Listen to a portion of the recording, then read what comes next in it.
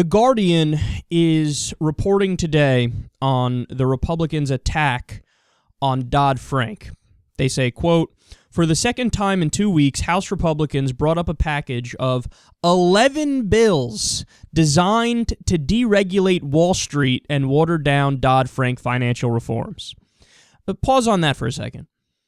They brought up 11 bills to deregulate Wall Street. When was the last time you heard any party in Congress bringing up 11 bills to, I don't know, do something for the American people? You've never read, they bring up 11 bills to try to get Medicare for all. Please, don't make me laugh. They bring up 11 bills for universal college education. They bring up 11 bills to increase Social Security. Never happened. But for deregulating Wall Street, it's common.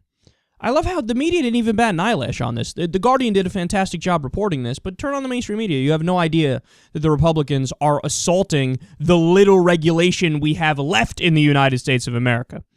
And they're trying to take us back to a time which led to the subprime mortgage crisis and the Great Recession. They're trying to take us back to a time which led to the Great Depression. Remember, in the 1910s and the 19-teens and throughout the Roaring 20s, we had a policy of insane laissez-faire capitalism and no regulation, and everybody thought the good times would last forever. Sound familiar? Just like right now. And then what happened? There was a massive crash. Because when you deregulate, the same thing happens over and over. Boom, bust cycles. It's going to be the same thing now. So unemployment is dropping and the market is soaring. So what do Republicans do?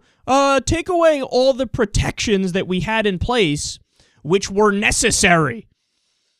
So they're going to get rid of them, and what's going to happen? First of all, there's already 1 trillion loopholes in the bill anyway, but they're like, get rid of the remaining 4 pieces of legislation or 4 provisions that actually work. So what's going to happen? Again, it's just going to lead to a crash. But I guarantee you that when the next crash happens, the talking points from the Republicans, they'll say, oh, no, see, the problem is Dodd-Frank in the first place. We should have never had Dodd-Frank there anyway.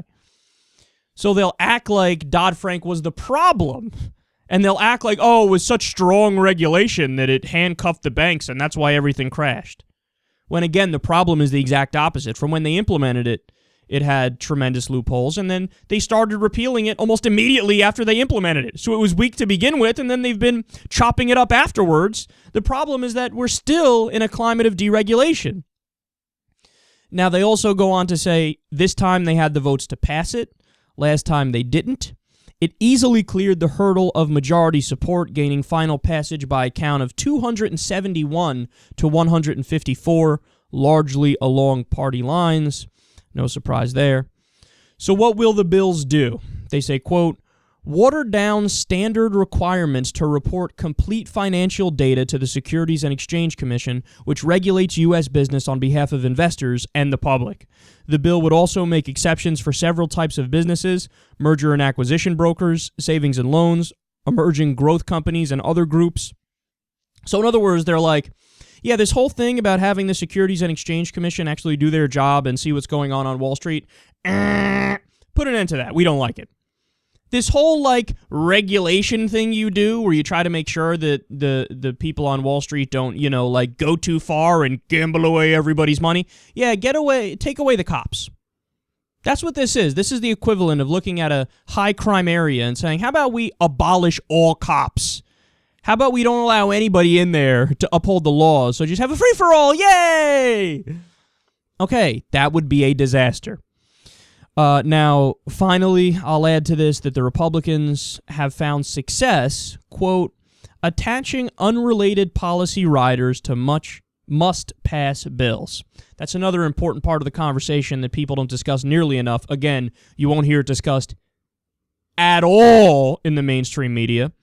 That what they'll do is they'll attach financial deregulation to must-pass continuing resolutions, where if they don't pass that continuing resolution at the last minute, then the government will shut down.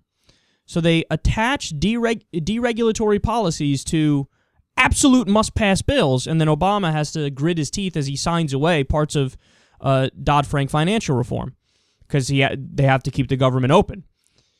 So they've found a way. There's always a way for these weasels and these slimy politicians to do the bidding of their corporate overlords and their masters.